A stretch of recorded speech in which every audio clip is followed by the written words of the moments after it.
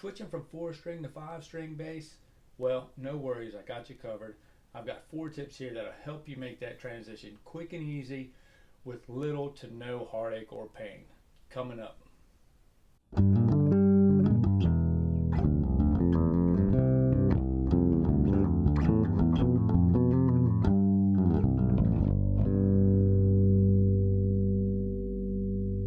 Hello, I'm Donald Witt, and this is I Want to Play Bass.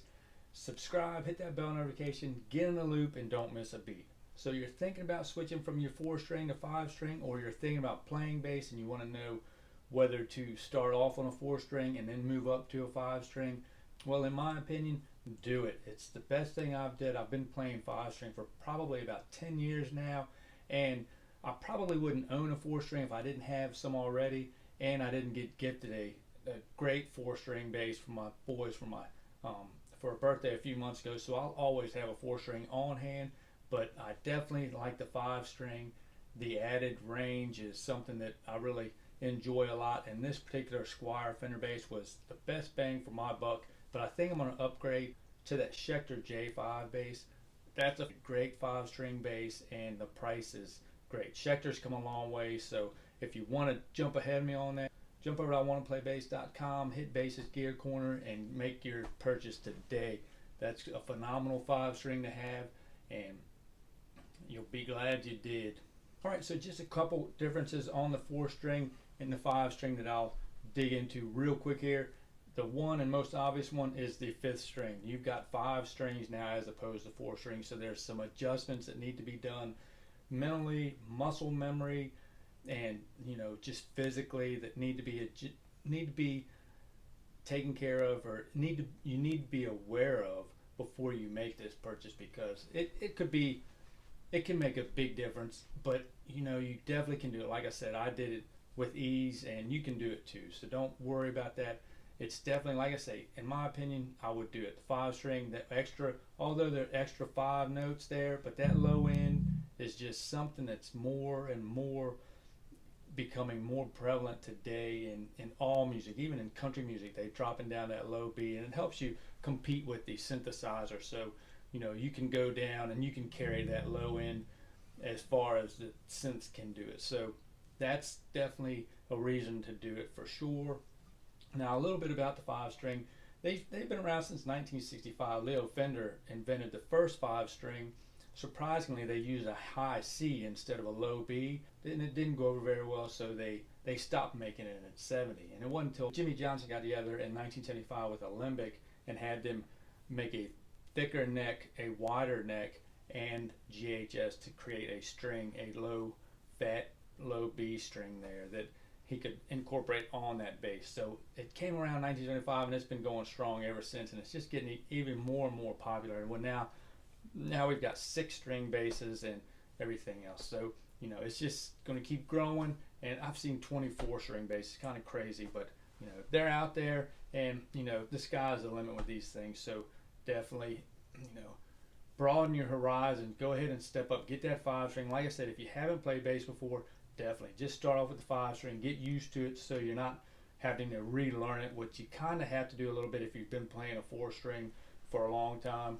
Then you're going to have to relearn just a little bit, and it's going to take you a little while to get to it. And like I said, the muscle memory, there's some differences, and I'll give you these tips which will be coming up, but there are some differences.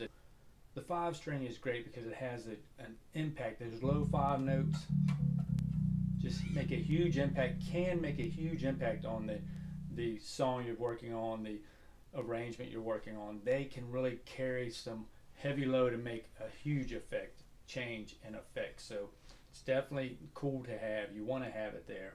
Now, some of the differences is being a thicker neck, there's more wood, it's heavier, there's just a whole lot more in everything. You've got extra tuning keys, you got a little metal there, you've got a wider neck, you've got a little bit of a wider body to support the strings, your bigger bridge. So there's a lot more weight that comes along with this. And the string spacings, unless you've got you can have it custom made to where the neck is wider, so you can keep the same string spacing as you're used to on your 4 string bass, which see, it's just look at the neck differences. just look at the neck differences there. I mean, there's that much. This when I was playing this was like a skinny neck. I almost found myself like hanging over the top of the neck because I'm so used to the wider neck. But that baby's just sweet. That's a great sound. That Music Man, they do some great work, and that thing just sounds perfect. I love playing it. It's a sweet bass. But like I said, I've grown so accustomed to this wider neck. It's gonna fall over. I hate to see that thing fall over. So I've just grown accustomed to this wide neck. Everything is it just fits here perfect, you know. So you've got your string spacing, which you'll have to be aware of that, and you're going to be aware of the technique. You know, typically, you know, on the 4-string, when I started playing 4-string bass, I anchored my thumb actually on the pick. Actually, this old court bass I've got here, it had a thumb rest on it, so it had an anchor there. But I've grown out of that, and it was a hard habit to break. But I got out of it, and it just helps, you know, a lot to do this particular technique. And I'll let you know about that in the 4 tips. But yeah, you're gonna have to change. Be aware, you're gonna change up your technique. You're gonna have to change a little. You're gonna have to relearn how to play bass for a little bit, just a little bit though. You're just gonna tweak your skills that you already have if you're a 4-string player already. So just some tweaking to do, which is, you know, anytime you're gonna do something new, you gotta do a little extra work to make it happen. So those are the differences, but just listen to it.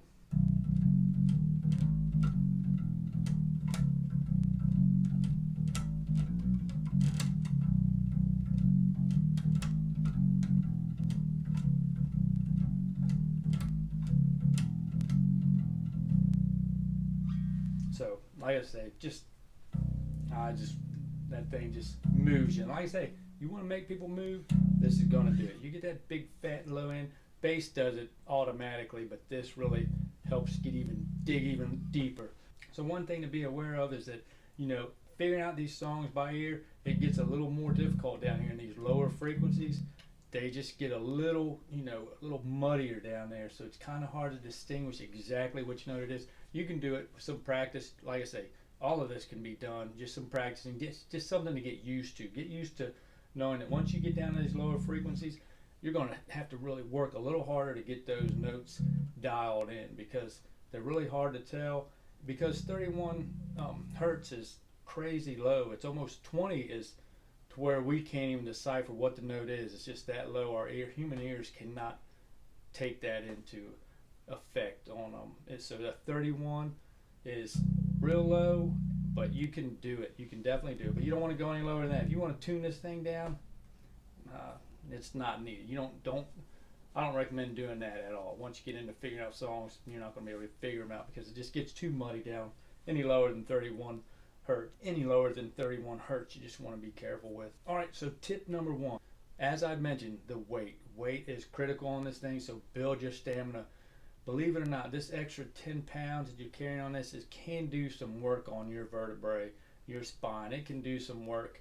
And 3-4 hour sets, you're holding this the whole time, you're going to know it the next day, that, you know, you're going to feel it. So just kind of, you know, break it up, build your stamina up, you know, hold this thing, rehearse with 2 hours at a time, you know, take breaks frequently, take this off, you know, put it off to the side. Don't hang on to that thing for 4 hours, because it will do some work. Even practicing, I mean, I'm just sitting in the chair and you can feel it right in the lower back. So you got to take some breaks from it. You definitely got to, and you got to build up to that. You can't just jump right on it. It's probably 2 pounds heavier than the 4-string. So that you know, it doesn't sound like much, but it does make a difference. It really does. So build up some stamina. The weight's there. Some of these, if you've got a little extra money, some of them, the 5-strings, they hollow out some of the body, so it makes it lighter. So, you know, if you've got that, then it's worth taking that extra step and spending that extra money for that. But, you know, just build up to it. Just work, you know, just little steps at a time. Just build your muscle, build your stamina, and, you know, just work at it. It's just a little extra weight, but it is something to be aware of, and that's the best way to offset that, is to take it in increments, short increments. An hour practice, 25 minutes, take a break, take it off, you know, 30 minutes, you know, just build up to that. And if you really got to get this and start gigging tomorrow, Then bring your 4-string with you, put it on the stand and use it, and just use this when you need that low end. You know, not every song calls out to be carrying a low B, so you don't need it every song. So put this to the side, play it when it's called out, you know, when you need to play it. That's what I would recommend to do, to keep that. Like I said, 4 hours holding this baby, you're going to feel it in the morning. You're going to feel it, and you know, you'll get better at it. All right, so tip number 2 is going to be on the string spacing. If you're just starting out on bass, you don't, no worries with you. Just start playing it and just start learning this bad boy just like it is. And you know, don't jump on a 4-string, because it's two different animals, because that 4-string I've got there has actually 21 frets and this is only 20 frets. And believe it or not, I can, you know, I can play this without even looking and make these jumps and make it all right. But then if I transition to the 4-string to practice for a little while, I'll be making those jumps a little different. These, you know, these frets land a slightly different place with the neck's a little longer, so they land in a slightly different place. So you want to, you know, you've got to get used to that, and the string spacing is a big element. So every little change, even if it's the smallest, the most minute change, it's going to affect you. You know, you hit that, you know, you got to be precise hitting that fret right there. You don't want to be here, you don't want to be on that fret. You got to be precise, so you've got to get used to it. And the best way to offset that is by practicing it. Get your 5-string, practice it, you know, with nothing else. Don't jump over, don't jump back to the 4-string. You know, just stay on the 5-string. Practice, practice, practice it. Because there's about 2 millimeters of a difference between the string spacing here and the string spacing here. Now they're just wider, and this will actually be a little easier to slap on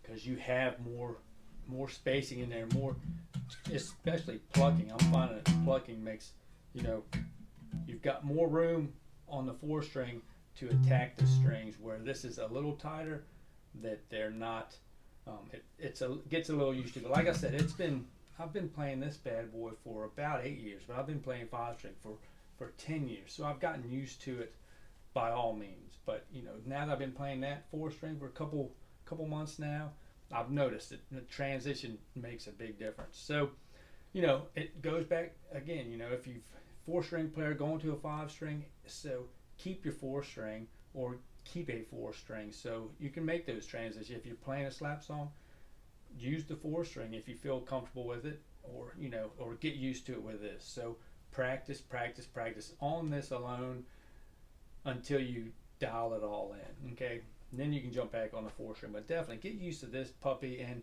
you're going to enjoy playing it so much anyway, you won't want to put it down. So that's how I see it. You have so much in each position, so many notes available to you in each position, that makes you want to have it. You know, it just makes things easier and more effective playing the 5-string. You've got so much more availability in that one position. When I'm sight reading, I can pretty much stay right in this position and just about get to every note I need to get to. So it's definitely, it's good for that purpose as well. But so tip number 2 is just practice it. Stay with it. Stay with it. Practice, practice, practice. When you're not practicing, practice. Okay. So practice with it, and you'll get there. So tip number 3, get used to this open B string. You're going to be so used to, unless, like I say, if you're a beginner bassist, perfect. You don't have to worry about any of this. Just get on and start practicing. But if you're coming back, if you're coming from a 4-string, you're going to sometimes get confused. You're going to be so used to this being your open E string that you might find yourself, you know, playing those notes. It makes it a little harder, you know, wrapping your head around where this E string is and the B string is. So that's going to take a little time as well. Just practice that. Just getting used to, you know, practice your fretboard all over again, just like you did when you started on your 4-string. Practice that fretboard and know the notes. But it's the same setup. It's just everything's in fourths. All you're adding is 5 new low notes: D sharp, D, C sharp, C, and B. Okay, that's all you're adding. Everything else is the same. So try, you know, make it simple on yourself. Don't don't get confused, and don't be, you're going to get confused, that's all right, but just make it simple on yourself. Don't panic and don't get frustrated with it. Just remember, there's only 5 extra notes, but they make a big difference. And it's still the same setup, same patterns as E's, as from E's to A, from A to D, from D's to G. It's just B to E now. Same pattern. It's not like guitar where you've got that B. It's not like that at all. It's all the way right down the board. B, E, A, D, G, C. And that's what they did years ago. You still find the 5 strings with the high C. Jazz bassists, soloing bassists, and chord playing bassists use them all the time. It just helps give them that higher range for the more melodic lines and stuff like that. They still use them. So, and it's the same thing as well. This C, it's perfect fourth. It's all set up. It's all symmetrical still. Nothing changes to that effect. So you can still, you can still do everything like you did. It's easy to adapt to it. It's a lot easier to adapt to it in that aspect. So that's all it is. So just keep that in mind. You're just adding 5 new low notes, and that's all. And 1 big string. And but like I say, it can get kind of confusing when you get down here and you're just thinking, all right, you've got more strings to look at. So you could possibly think, oh, I'm on A now and you're on E. So be careful with that, because that'll make a big difference in the song you're playing. If you're trying to play an A and you're hanging on E, then, or B, see, that's B right there. So, you just get used to that.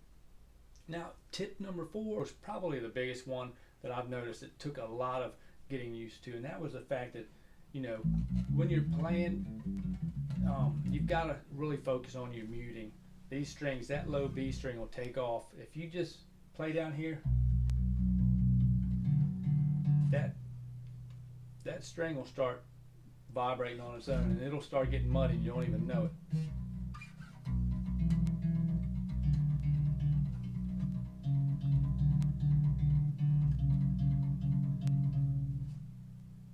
See, so you've got to be careful. Be aware of and make this work on this. So you've got to focus. You've got to be aware of your muting.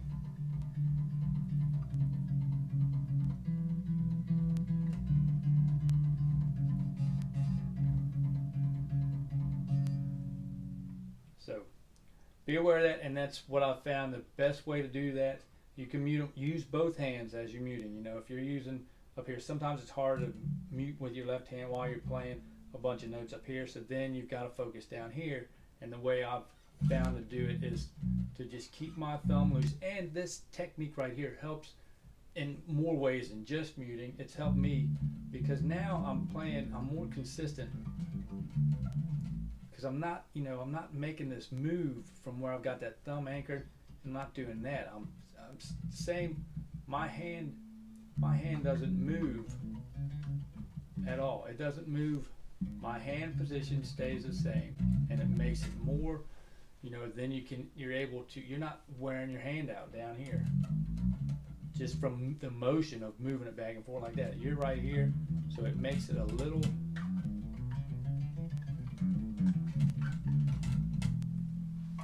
less demanding on your wrist and your hand, on your right arm or your left arm, whichever you're plucking hand. So it makes it a lot less demanding on that.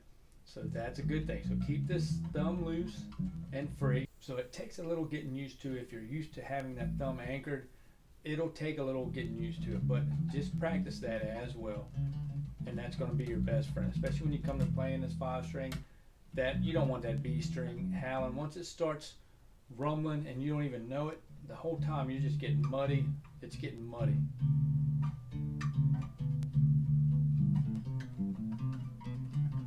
Everything. It'll eventually start humming so bad you'll just hear it.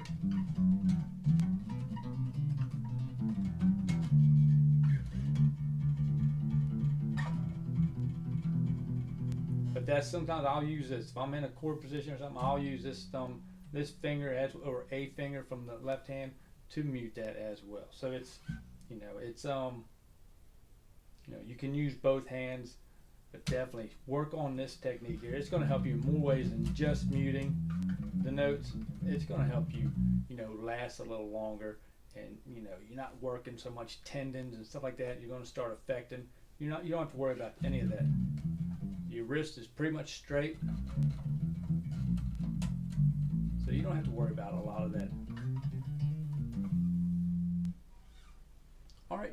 So that is 4 tips on helping you transition from your 4-string to your 5-string.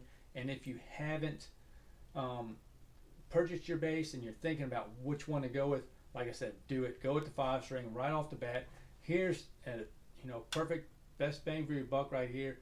Maybe $350 for this bad boy. Fender Squire buy Fender jazz bass.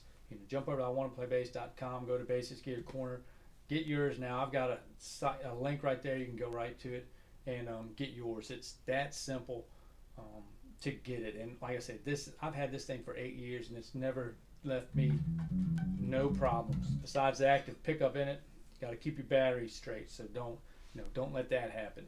Keep fresh batteries at all times. Go ahead and change them before the gig just to be sure that's a good battery. All right, so hopefully that helped you out. And if it did, help me help you. Hit that like button, and I'll catch you all on the flip-flop in the next video. Bye for now.